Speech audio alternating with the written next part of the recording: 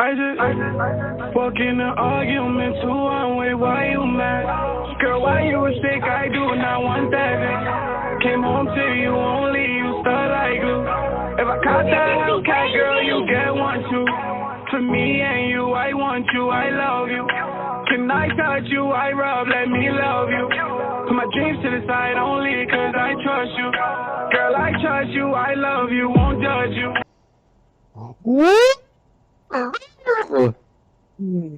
Welcome back to Velocity.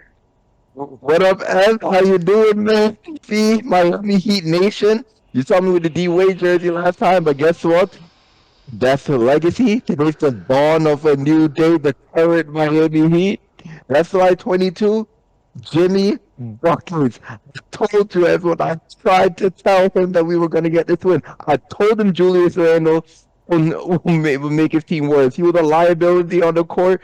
He would have, if he wasn't playing, maybe he would have had a better chance of winning. And that bad man Jimmy Butler came back. He didn't necessarily have a stellar game, but guess what? His presence alone on the court. You know what that means? That means he has clout. That's impact. His presence alone makes his team play better. Oh man, I tried to tell him, everyone. The series is now, yeah, 2-1 Heat. Everyone, I tried to tell him. Anyway, welcome back to Set Velocity. Ev, would you like to address our fans? Are you finished? I, hey, your floor is yours right now. We took a loss. We'll come back. We'll recover. We just got to regroup.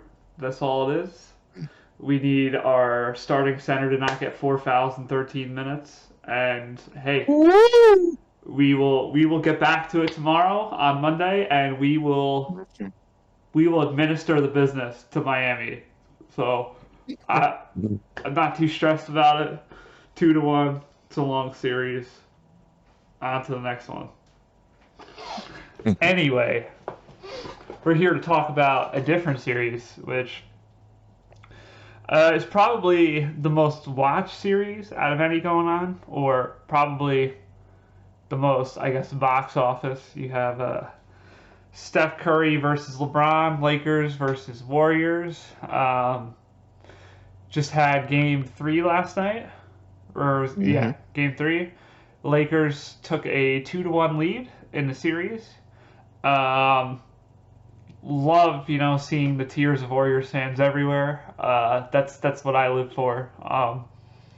For those of you who may not know, I don't necessarily have a love for LeBron. I respect him, but I don't feel bad if the Warriors get knocked out of the playoffs. So on to the next game, and I hope it's the same as this one. So would you like to get into it? Yep. Well, as we all knew, this series, AD was going to be a very decisive factor for the Lakers winning, and he was the best player on the court in Game 3 for them to win. He was still on the rebounding. We know he's always a defensive presence. We saw a lot of disruption in the Warrior flow of offense, a lot of block shots. And of course, the bully ball inside to score. Kevon Looney looks like a Looney Tune playing trying to compete with him. Steph and Clay, neither of them had particularly good shooting nights. Like they're gonna hit like some threes here and there, but if you held, I think Steph Curry was 3 for 10 from three. Clay was something similar. Three You for can nine. contain Yeah. them. Yeah, if you can contain them to something like that, games are winnable. And the reason why the Lakers won is because they were able to keep playing within their strengths. Mind you, there was a point in the game where the Warriors had a 15-point lead. Well, what they did not fall into the trap of was trying to outshoot them. Now, this is advice to the Lakers and to just every other basketball team out there. When playing the Golden State Warriors, I'm sure every team has their own set of shooters. I'm sure you have some pride and confidence in your three-point shot. Guess what? Not one of you teams that are out there going to beat the Golden State Warriors in a three-point shooting battle. You're not going to beat them at their own strength. what the Lakers did, they played great tenacious defense, was able to like keep the threes that they were hitting to a manageable amount, but they made sure they capitalized offensively on the twos and free throws they could hit at playing bully ball, attacking the basket, getting physical with them. But for one, all of that physicality and constantly attacking the rim, even let's say you miss the layup or you get to the free throw line and you miss your free throws, all of that pounding wears them down, wears down their defenders. It exhausts them as well. But offensively, for them to keep running around and trying to spot it for three, that's taxing. That takes energy. So you playing bully ball, eventually you're going to start getting easier opportunities to score at the rim. I mean, LeBron James and Anthony Davis, your two main scorers, like neither of them are three or sharpshooters. Where are they best? Where are they most unstoppable? Right there, down in the paint. LeBron is like 6'9", AD is 6'11". Like your better advantage. Like Austin Reeves even was attacking the basket, putting up his floaters. D'Angelo Russell, same thing, dribble penetration. You have to keep doing that. That is your strength. You need to keep playing to your strengths. Like, because if you fall into moments where you try to outshoot the Golden State Warriors, you might as well you throw this series out the window. You're gonna lose that way. Yeah, I think when it comes to facing the Golden State Warriors, similar to what you said, you can't play them at their own game. You're not going to outshoot them from 3-point range. You usually, unless they're having an absolutely horrific night. And I think that so it's important to play your game. I'd say the three biggest factors when facing the Warriors is still take threes, but take efficient threes. You don't need to continuously throwing up threes just like them. But you aren't them, just like you said. And then the other thing is let them shoot. Oh, well, don't let them shoot. But if they're going to keep shooting those threes and they're going to keep shooting from the perimeter, the most important thing is you're the one getting the rebound, not them. So you got to out-rebound them. You have to take more efficient threes. You don't need to take as many. And then I think that you got to just, I don't know. Physicality is important. The problem is between LeBron and Anthony Davis. LeBron's a little bit older, and then AD's injury prone. But unfortunately, a team like the Warriors, that's a team that you kind of need to draw a lot of contact to beat. So I think the importance of the bully ball and the physicality is immeasurable against the Warriors. And I just hope that everyone is going to maintain that, and they're going to keep doing that for the rest of the series. But I also worry because there are some Warriors fans who are complaining and saying, oh, the refs want the Lakers in the finals. Look, they're taking 25 free throws and the Warriors took 7 the whole game. The Warriors shoot perimeter shots. They don't drive the lane nearly as much. So please understand that. That's why there's less fouls being called. My man, hold on, I want to pause. All of you Warrior fans who heard that, take notes. I want you to write down note basketball 101. Take notes. What do you expect? That's where all the physicality is, down low in the paint. That's where all the fouls happen. So, and one more detail I'm gonna throw in there too with the bully ball. It exploits Draymond Green because oftentimes AD's drawing the foul on Draymond, and we know when Draymond's are racking up fouls, he gets frustrated. When he gets frustrated, he runs his mouth. The ref hits him with the.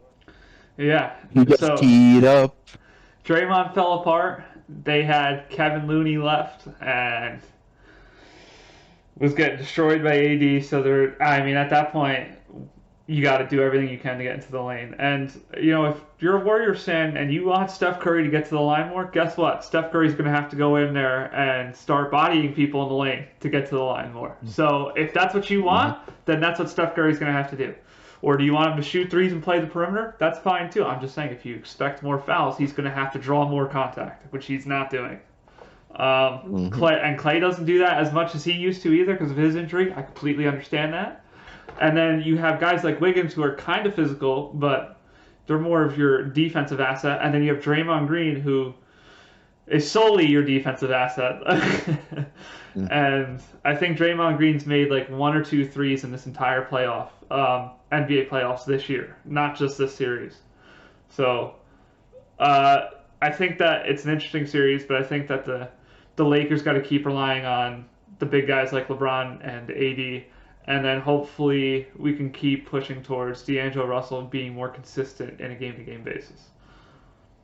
Mm-hmm. Absolutely. And they only out-rebounded him just slightly, too. 44-42 last night. The Lakers out-rebounded him. But it was a good overall game just because the shooting was really bad from the Warriors. But a lot of the stats were kind of similar. Just the shooting percentages were bad. So I would say I want to throw out one more detail. I noticed Lonnie Walker got a lot of time too in the series. Had 25 minutes last night, 4 rebounds, 12 points, 3 fouls. I was looking for the high impact bench players, but Rui didn't do too much last night. Dennis Schroeder had a good game too. But you're going to have to just keep playing the starters. I also noticed Draymond had 12 minutes last night, so that makes... Or, I'm sorry, not 12 minutes, 20 minutes. So that was funny, seeing him only play half the game. Mm-hmm. Wonder why. I don't know. Like, I just want to point this out. You Warriors fans also need to stop complaining about Draymond getting ejected and tell him to start using common sense when he's on the basketball court. But like at some point, you gotta look at yourself. You know how the game is being officiated. Like seriously, some of these antics, you're like, it's like you're literally, in a way, it's like you're inadvertently quitting on your team. Yeah. To me, like you have a history of these antics. You've cost your team arguably an NBA championship before for the antics like that. You know, like you feel that you have a target on your back when it comes to the refs. If I were in your shoes, I would avoid at all costs trying to get ejected. I'm just And saying. I probably approached it a little bit wrong going into this too. I've been talking a lot from the Lakers' perspective on what they need to do to win. But I guess to be fair with the Warriors, they have a lot of adjustments they need to make. But I think they're also trying to do too much. I think their biggest issue is they're changing their lineups on a constant basis. And I've seen who was it? We had Kevin Looney start one night, and then last night we had Draymond Green play as well as JaMychal Green. So we're trying all these different lineups of what's going to work, and you just need to settle into at least one of them and start to commit because no one seems comfortable on the Warriors. Even if they're winning these games, it feels like Steph's kind of trying to take them out of these games as well as Clay every once in a while. He had that big game earlier in the series. You need to rely on I don't know. I think you need to rely on Steph. You need to rely on Clay, but you got to keep Draymond in. As much as it sucks, and he's kind of not looking great, you got to rely on Draymond. And I would probably keep Looney in too. It's not ideal, but he's your best chance to rebound against AD. I don't think JaMychal Green's going to do any better. I don't think Kuminga's going to do any better. He's 6'7". He's not going to out physical Anthony Davis. You've got to keep Looney down there, but I think you got to tell Looney and Draymond that they got to work together as duo to out rebound AD, or else they're going to get killed the whole series. Which I think that the cooperative rebounding's been pretty bad.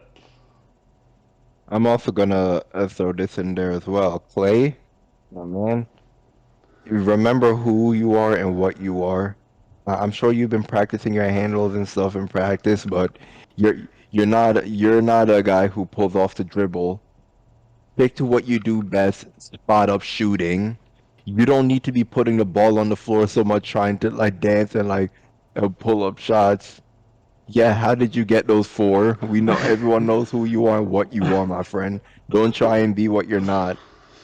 Sorry, any Warriors fan who's watching this, I love Clay. I said Claymont almost. I love Clay to death, but there gets to a point where he's recovering from an injury, and I understand that. But there's a point where you can only flash those 4 rings so many times into the camera and everybody else's face and it gets a little bit tiring. I mean, we've called out Dylan Brooks. I know Dylan Brooks hasn't won anything. I know we call out all these other trash talkers. I get that you have respect on your name and you've won these finals, but there's got to be, you know, a certain threshold where you stop flashing the 4 in everyone's face. Mm-hmm. I don't know if there's anything else you want to add with the Warriors or. No, I think that's good for this series. That's, you know, gotta look forward to the next game and see who's gonna, you know, come back with better strategies to face each other.